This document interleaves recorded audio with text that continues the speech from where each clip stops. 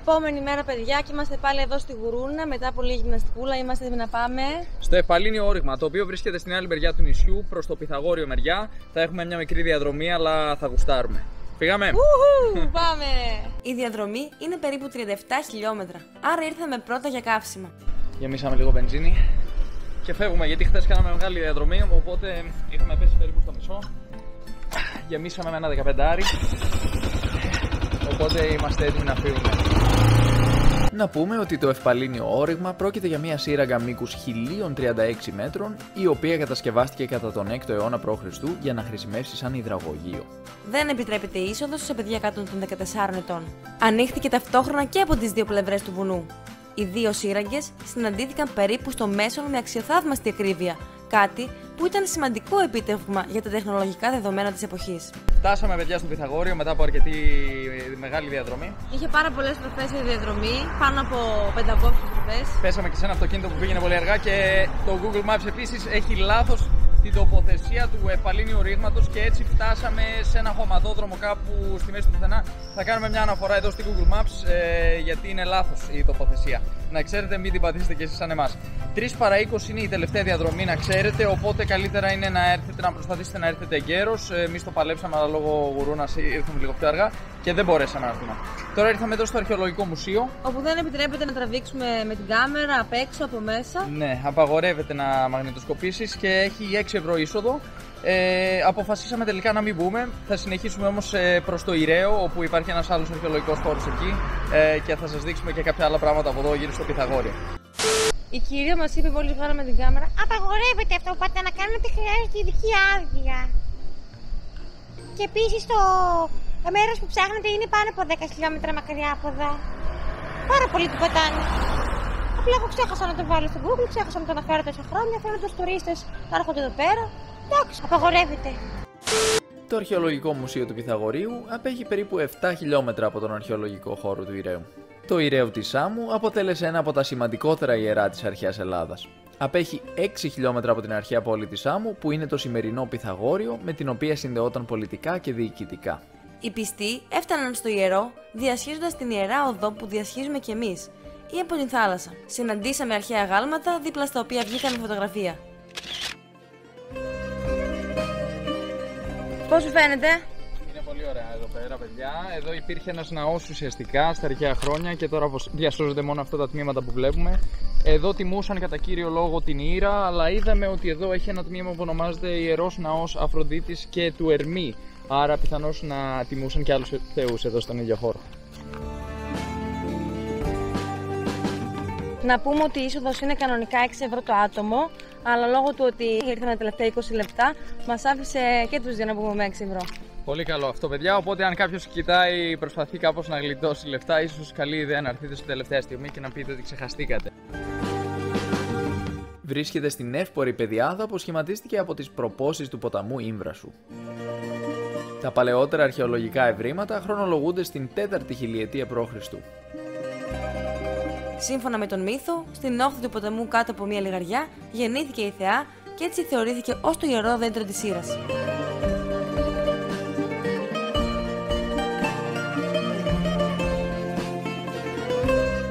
Φύγαμε λοιπόν από τον αρχαιολογικό χώρο και κατευθυνθήκαμε προς το Ηραίο, ο οποίος είναι ένας παραθαλάσσιος οικισμός κοντά στα αρχαία.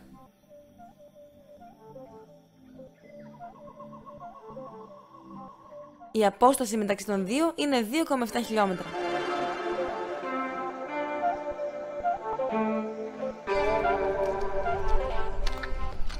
Φτάσαμε στο Ηραίο. Θα ρίξουμε μια ματιά εδώ γύρω, τι παίζει. Δεν ξέρουμε τίποτα από εδώ βασικά. Είπαμε να έρθουμε μια που είμαστε στον αρχαιολογικό χώρο. Λοιπόν, εδώ βλέπουμε και κάποιες τιμές, παιδιά. Το πρώτο μαγαζί που βλέπουμε εδώ μπροστά μας, Ideally Bar and Beach. Βλέπουμε 2 ξαπλώστρες και ομπρέλα 7 ευρώ, μία ξαπλώστρα και ομπρέλα 4 ευρώ. Οπότε εδώ έχουμε πληρωμή για τις ομπρέλες και τις ξαπλώστρες.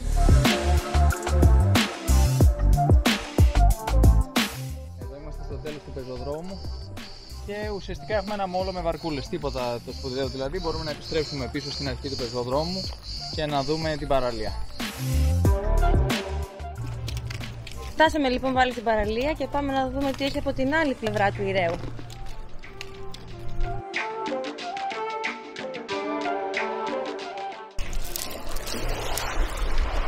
Είναι υπέροχο. Τέλειο.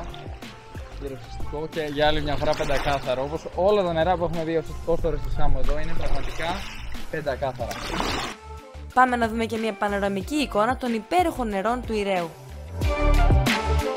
Αυτό είναι το λιμανάκι που περπατήσαμε προηγουμένως. Το όμορφο Ψαροχώρι έχει γνωρίσει σημαντική τουριστική ανάπτυξη με οργανωμένη πλάζ, ξενοδοχεία και αρκετά καταστήματα. Λοιπόν, και εδώ βρήκαμε κάτι σαν κεντρική πλατιούλα του Ηρέου, όπου έχουμε διάφορα εστιατόρια, καφέ και έχουμε και ένα stage, το οποίο μάλλον είναι για live μουσική εδώ πίσω μας. Πρέπει να γίνονται κάποιες εκδηλώσεις. Είδα στο ίντερνετ 7, 8, 9 Αυγούστου είχε κάποιο φεστιβάλ, άρα έχουμε και κάποια δρόμενα εδώ στο χωριουδάκι. Θέα τη θάλασσα, παιδιά. Παγκάκι με θέα τη θάλασσα, ακριβώς πάνω τη θάλασσα. Τέλειο παγκάκι. Και από εδώ είναι από εκεί που ήρθαμε, με τα μαγαζάκια, καφετέριες, εστιατόρια. Ό,τι θες. Πολύ ωραίο. Ένα μικρό χωριουδάκι, αλλά φαίνεται έτοιμο για να υποδεχτεί τουρίστες. Και εστιατόρια ακριβώς πάνω στο κύμα. Τι άλλο θέλεις. Εστιατόρια, γάργαρο νεράκι, καφετέριες όπως είπαμε και το παγκάκι που λέγαμε. Το οποίο θα το τιμήσω. Αυτά είναι. Κατά τη διάρκεια του Αυγούστου πραγματοποιείται το Ηρέων Music Festival, το οποίο είναι ένα τριήμερο φεστιβάλ ροκ μουσικής με διάσημους καλλιτέχνες. Αμέσως μετά κατευθυνθήκαμε προς την παραλία Καλαδάκια, η οποία απέχει περίπου 25,4 χιλιόμετρα. Είναι υπέροχα πραγματικά. Η θέα, παιδιά, κατεβαίνοντας εδώ πηγαίνουμε Καλαδάκια, φτάνουμε, είναι πανέμορφα κατεβαίνοντας. Να πω βέβαια ότι χωρίς γουρούνα εδώ δεν είμαι σίγουρος αν θα ήταν τόσο εύκολο να κατέβουμε. Η γουρούνα όμως είναι το κατάλληλο όχημα για να κάνουμε αυτή την κατάβαση πραγματικά. Λοιπόν, έχει απίστευτες τροφές στο νησί, είναι σιγμοειδές θα το έλεγα, αλλά πραγματικά αξίζει γιατί σου δίνει πολλές θέες από παντού.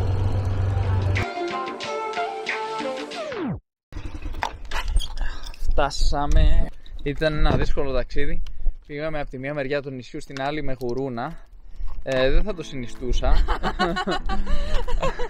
αλλά τελικά ήταν ωραία εμπειρία. Να πούμε, παιδιά, ότι εδώ αφήνουμε τα αυτοκίνητα, υπάρχει πάρκινγκ και υπάρχει αρκετός χώρος και φυσικά το παίρνουμε με τα πόδια για να κατέβουμε προς την παραλία. Εδώ έχουμε φτάσει σε κάτι σαν πλατφόρμα τσιμεντένια και βλέπουμε ήδη ένα beach bar που έχει από κάτω, το Καλαντάκια Beach Bar. Είναι μικρή παραλίουλα, αλλά έχει και ένα πολύ ωραίο βράχο, βασικά πολλούς. Ναι. Και το νερό φαίνεται καταπληκτικό ήδη. Έχουμε βράχια λοιπόν από τα πλάγια, από τις δύο μεριές και πληροφορηθήκαμε από κάτι παιδιά τις προάλλες ότι προς τα εκεί μεριά είναι αυτή η σπηλιά η περίφημη. Πάμε να τη βρούμε.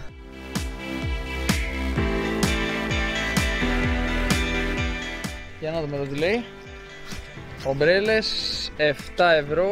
Έχουμε γύρω σουβλάκι, τόστ, ποτά, καφέδες κλπ. Δεν δεχόμαστε προϊόντα από σούπερ μάρκετ στις ξαπλώστρες. Ωραία. Μάλιστα. Εμείς και δεν είμαστε για ξαπλώστρες. καλά, εννοείται, αλλά εδώ λέει επίσης ο χώρος της παραλίας παρακολουθείται από κάμερες στις νυχτερινές ώρες. Beach Bar, εδώ, Καλαντάκια Beach Bar. Βλέπουμε λοιπόν και τη σπηλιά στο πλάι στην άκρη της παραλίας. Κατευθυνόμαστε κατευθείαν προς εκεί. Να πούμε ότι έχουμε βοτσαλάκια, παιδιά. Λοιπόν, ωραίο σκηνικό εδώ, παιδιά. Είναι μετά τις 6 περίπου το απόγευμα και είναι πάρα πολύ όμορφα εδώ. Αφού βρήκαμε την σπηλιά, ενθουσιάστηκα και έτσι ζήτησα από τον Κωνσταντίνο να με βγάλει φωτογραφίες σε διάφορες πόζες.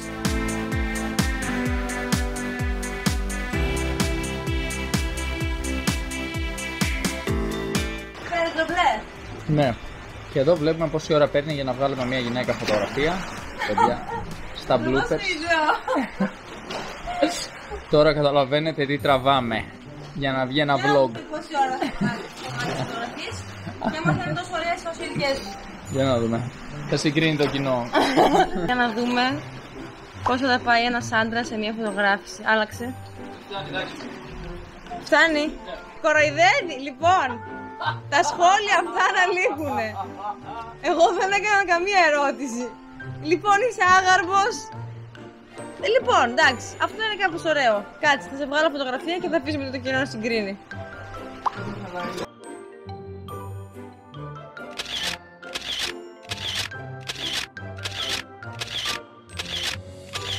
Εδώ βλέπουμε την Νίκη να κάνει story για το Instagram. Σε πιάσαμε! Έκανα ένα ωραίο story. Να μπείτε στο Instagram να το δείτε, γιατί σχεδόν σκοτώθηκε για να το βγάλει αυτό το story. Τώρα θα κάνω ακόμα καλύτερο πράγμα για εσάς στο YouTube. Τους έχουμε σε μεγαλύτερη εκτίμηση. Εδώ έχουμε μοβ πέτρες, παιδιά. Wow. Το νερό, η αντανάκλαση μάλλον του ηλίου μέσα στο νερό προκαλεί αυτό το ενδιαφέρον φαινόμενο του φθορίζοντος φωτός. Φοβερά πράγματα.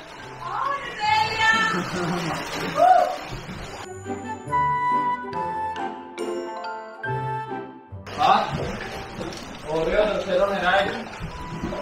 Τι θάλασσας, από εδώ μπορούμε να κολυμπήσουμε και να βγούμε ουσιαστικά έξω. Αυτό και έκανα. Κολυμπώντας, μεταφέρθηκα στην ανοιχτή θάλασσα από αυτό το πέρασμα και ύστερα βγήκαμε από τη σπηλιά και ανεβήκαμε στον βράχο για να τραβήξουμε όμορφα πλάνα με τον drone. Η παραλία Καλαδάκια ακόμη και σήμερα είναι από τις πιο άγνωστες παραλίες του νησιού. Αυτή η μικρή παραλία έχει απίστευτες φυσικές ομορφιές και σίγουρα αξίζει μια επίσκεψη.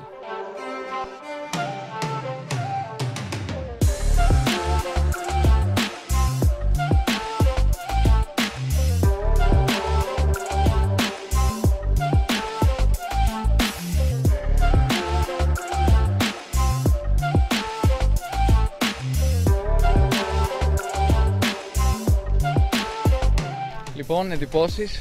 Καταπληκτική παραλία, βρήκα και αυτόν υπέροχο βράχο και πήδηξα και ήταν τέλεια. Μια-δυο βουτιές τις έριξε σίγουρα.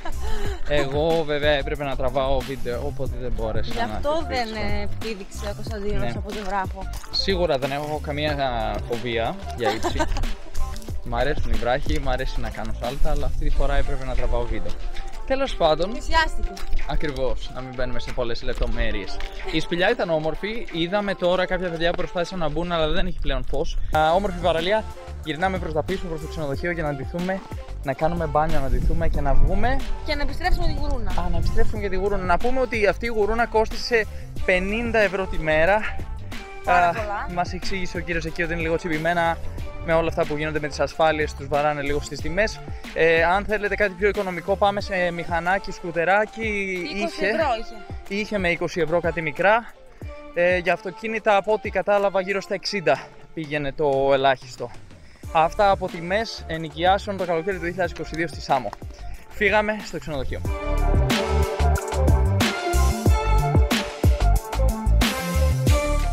Μια γρήγορη στάση ξανά στο βενζινάδικο, γιατί πρέπει να το επιστρέψουμε γεμάτο. Θα το επιστρέψουμε γεμάτο και είμαστε έτοιμοι.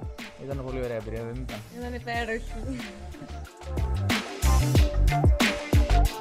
Τελικά πληρώσαμε 11 ευρώ αντί για 7 όσο υπολόγισαμε βάσει το κοντέρ. Άρα 15 συν 11, 26 ευρώ συνολικά η βενζίνη για 2 μέρες. Μιλάμε για αρκετά χιλιόμετρα διαδρομής με τη γουρούνα. Μπορούμε να βγάλουμε ένα μέσο όρο ότι συνολικά ξοδέψαμε, πόσο είπαμε, 15 και 11, 26 δια 2, 13 ευρώ την ημέρα σε βενζίνη και άλλα 50 για ενοικίαση, 63 λοιπόν την ημέρα για να έχεις μια γουρούνα και να κάνεις όλα αυτά που κάναμε. Επιστρέψαμε λοιπόν τη γουρούνα και αμέσως μετά πήγαμε για φαΐ. Με το που μπήκαμε είδαμε κόσμο να χορεύει.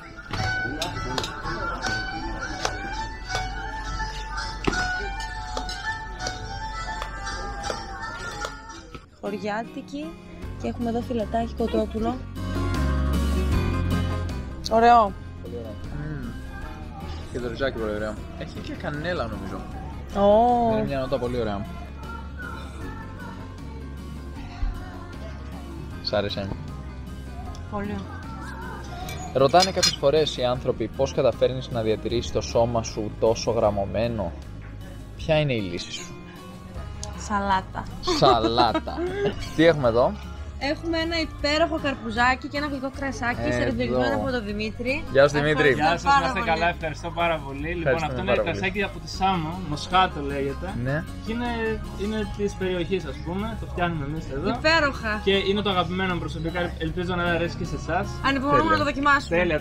Τέλεια, ευχαριστούμε πάρα πολύ. Γεια μας, στην υγεία σου Δημήτρη. Γεια σας, να είστε καλά. Εδώ η φιλοξενία στη Σάμο είναι υπέροχη. Για άλλη μια φορά. Όλοι να έχεις καρδιά. Εδώ έχουμε πάντα ένα κερασματάκι στις ταβέρνες στο τέλος με καρπουζάκι. Βέβαια και θα το δοκιμάσω. Φυσικά. Πώς είναι? Ζουμερό. Μ' άρεσε πάρα πολύ. Μου είχε λείψει τόσο ωραίο καρπουζάκι και χαίρομαι πάρα πολύ που το πετύχαμε εδώ. Φτάνει, μην το τραβήξουμε για πολύ με τα φαγητά για το ποτά. Γεια σας, παιδιά.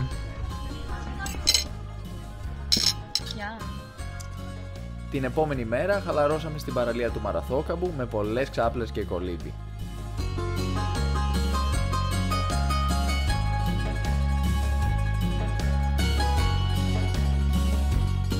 Ο Μαραθόκαμπος είναι ένα από τα μεγαλύτερα χωριά της Σάμου, απλωμένος αμφιθεατρικά στην πλαγιά του βουνού Φτεριάς.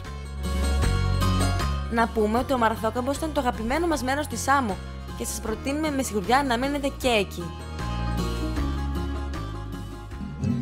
Τελευταία νύχτα εδώ στο Μαραθόκαμπο και ανακαλύψαμε αυτό το υπέροχο μαγαζί. Που λέγεται Ποτσαλάκια Καφέ, έχουμε live μουσική σήμερα, Rock Night, και είμαστε σε ένα μπαλκονάκι με υπέροχη θέα, παιδιά.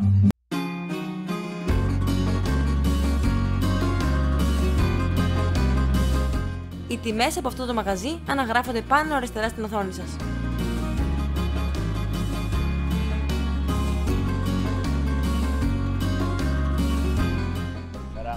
Ξυπνήσαμε και πάμε να πάρουμε το λεωφορείο των 6:50 για Καρλόβαση.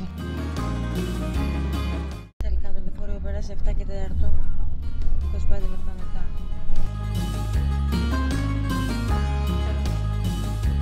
Φτάσαμε λοιπόν πάλι Καρλόβαση στο ξενοδοχείο και είμαστε εδώ στην πισίνα περιμένοντας για το check-in. Βρήκαμε λοιπόν την ευκαιρία να ευχαριστηθούμε την πισίνα. Όταν έφτασε η ώρα του check-in, δηλαδή 2 η ώρα το μεσημέρι, μπήκαμε στο δωμάτιο το οποίο κόστισε 65 ευρώ και 16 λεπτά. Πώς σου φαίνεται λοιπόν? Υπέροχο, χαριτωμένο, με ωραία θέα για τη θάλασσα, υπέροχο, παιδιά. Μείναμε μια τελευταία νύχτα εκεί και την επόμενη μέρα πήγαμε στο λιμάνι και πήραμε το πλοίο που ήταν στις 4:20 για Καβάλα, το οποίο έφτασε στις 5:30 το πρωί. Δυστυχώς έφτασε η ώρα να φύγουμε από αυτό το πανέμορφο και υπέροχο νησί που μας εξέπληξε πολύ θετικά πραγματικά. Λατρέψαμε τη Σάμο, πρέπει να την επισκεφτείτε οπωσδήποτε και εσείς. Και αν σας άρεσε το βίντεο, αφήστε ένα σχόλιο, ένα like και εγγραφείτε στο κανάλι μας. Μέχρι την επόμενη φορά, γεια σας! Κοίτα την κάμερα, σφίξε τους κοιλιακούς σου, ρούβα την κοιλιά σου, τέντο στα πόδια σου, μάκρυνε το λαιμό σου, έξω το στήθος, κάτω η ώμη, μην κρύβεις το πράσινο. Έχουμε εδώ ένα πολύ περίεργο ψάρι. Δεν ξέρω πώς λέγεται. Πισίνο Κωνσταντινόψαρο. Τι ψάρι είσαι? Κωνσταντινόψαρο. Επίσης μην ξεχάσετε να δείτε τα 3 προηγούμενα βίντεό μας στην Σάμο, καθώς και το επόμενο στο οποίο θα αναλύσουμε λεπτομερώς τα έξοδά μας στη Σάμο για 9 μέρες.